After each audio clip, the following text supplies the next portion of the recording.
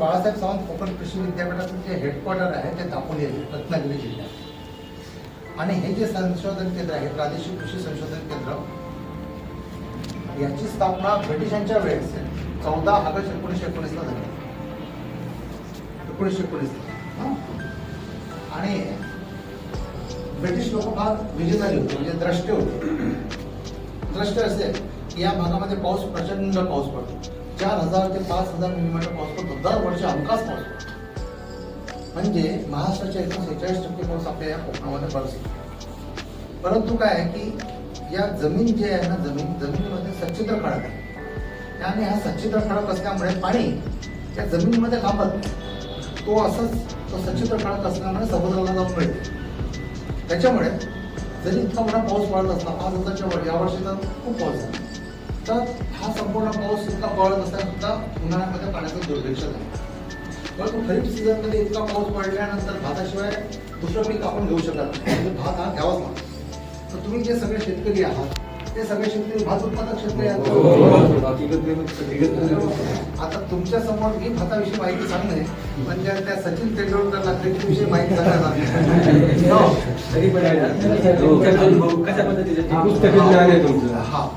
काय हरकत नाही.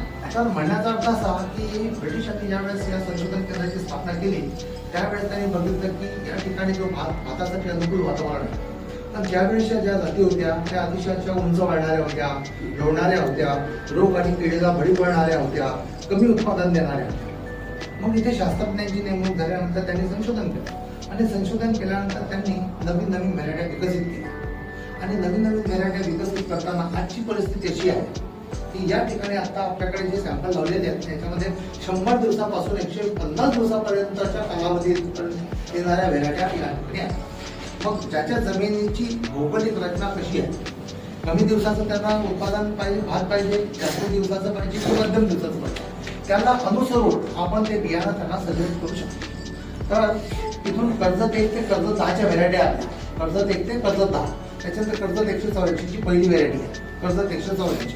तर ह्या ज्या जमिनी ह्या ज्या ह्या सगळ्या इम्प्रूव्ड जाती आहेत, सुधारित जाती आहेत. तर ती जी कर्जत 184 3 गाव नाही, ते वरई, दहेगाव आणि अरबंद अशा 3 गावाजवळ आहे. तर त्या गावामध्ये जेव्हा मी डेमॉन्स्ट्रेशन घेतले आणि त्याचं इतकं प्रचंड पीक आलं तर आजूबाजूच्या गावातल्या लोक तिथे यायचे आणि आता त्याचा डिमांड खूप वाढलेली आहे.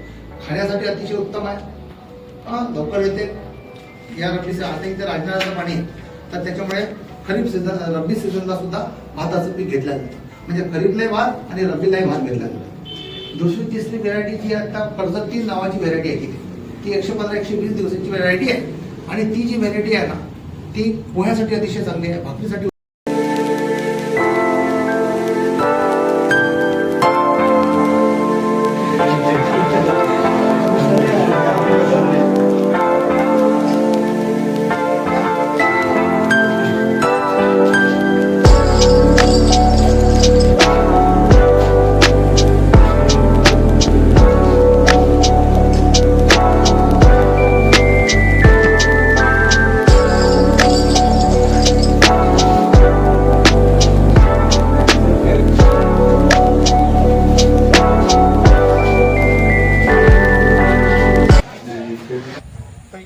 क्षेत्र प्रत्येक शेतकऱ्याकडे आहे.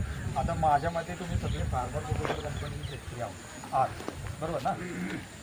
तुम्हाला चांगला एक आणि सह्याद्री नावाची ती नाशिकला मोठी कंपनी आहे. म्हणजे बऱ्यापैकी तुम्ही त्या बाबतीत सगळ्या मार्केटिंगच्या याच्या बाबतीत त्याच्यात खोलत जात नाही. मी त्याच्या बाबतीत तुम्ही अवगत आहात. मी फक्त तांत्रिक ज्या गोष्टी आहेत ना त्या तुम्हाला मी अवगत करतो. तर हे जे मॉडेल आहेत ना शेतकरी बंधूंनो, हे शाश्वत भाजीपाला, सेंद्रिय भाजीपाला उत्पादनाचे मॉडेल आहे. आता कोकणामध्ये ना जवळपास 4 महिने खूप पाऊस पडतो, इगतपुरी पण बऱ्यापैकी पाऊस पडतो. तर मग आपल्या जी आहे ना कोकणातली म्हणजे वर्कच जमीन जी आहे ना त्या वर्कच जमिनीवरती रब्बी हंगामामध्ये किंवा खरीप हंगामामध्ये सुद्धा या प्रकारचं प्रारूप भाजीपाल्याचं सेंद्रिय खतांचं उत्पादन करून त्याचा वापर करून आपण या प्रकारे घेऊ शकतो. हे एक गुण त्याचं मॉडेल आहे. बाहेरच्या बाजूला स्क्वेअर आहे बघा, बाहेरच्या त्रिकोणामध्ये ना वेलवर्गीय लावलेले आहेत. वेलवर्गीय म्हणजे मग काकडी, भोपळा, त्याच्यानंतर तुमचं पडवळ असेल, दोडकं असेल, गिलकं असेल, ते तुम्ही त्या बाहेरच्या साईडला लावू शकता. आतला हा जो सर्कल आहे, आतल्या याच्यात फुल पालेभाजी आता फुल पालेभाजीला लावायच्या झाल्या तर या फुल पालेभाजीमध्ये काय येतं, आता इथं मुळा आहे ना, तो मुळा काढून झाल्यानंतर तिथं परत मुळा नाही टाकायचा, परत तिथं दुसरं पीक टाकायचं, म्हणजे यातलंच भाजीपाल्याचं हे पुढं एक एक पाडगं पुढं न्यायचं. म्हणजे होणार काय आहे, पिकाची फेरफालत आहे. मग याच्यामध्ये कडधान्य म्हणजे मोहरी किंवा काही, आता चवळीच्या शेंगा पण खातो आपण, चवळीची भाजी पण करतात पाण्याची काही ठिकाणी. तर ते जर लेगुमिनस क्रॉप म्हणजे ज्याला जे नोडूल आहेत, मुळांना जे गाठी असतात, त्या पिकांची जर फेरफालत केली तर इथली अन्नद्रव्यांची, या एवढ्या क्षेत्राच्या अन्नद्रव्यांची काय होईल, उपलब्धता वाढेल. उपलब्धता त्या पिकाला वाढेल आणि आरोग्यदायी सेंद्रिय किंवा नैसर्गिक पद्धतीचा भाजीपाला इथं मिळेल. त्याच्यानंतर आतला हा जो सर्कल आहे, हा याच्यात तुमचे फळभाज्या म्हणजे टोमॅटो, मिरची, कोबी, फ्लावर हे याच्यामध्ये या आतल्या